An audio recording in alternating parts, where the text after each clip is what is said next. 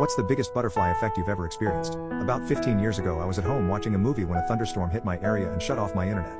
I knew the internet would be out for at least a few hours, and so I started digging through my CD collection to find something to watch. I ended up settling on a recording of a show about a guy in Australia who fed the homeless, and at the end of the first episode they interviewed a few of the homeless people.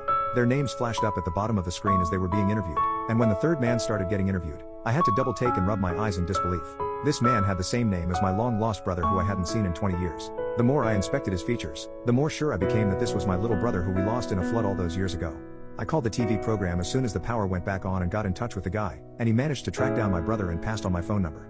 A couple of days after I made the original call, I got a call from my little brother. I couldn't believe it. I started crying as soon as I heard his voice. I told him I was buying him a plane ticket to come live with me right now, and if he refused I swore I'd fly over there and get his butt on that plane myself. He chuckled and agreed. He was on a flight to me that very same day, and I went to pick him up from the airport the next morning. You'd think the butterfly effect ends here, but no.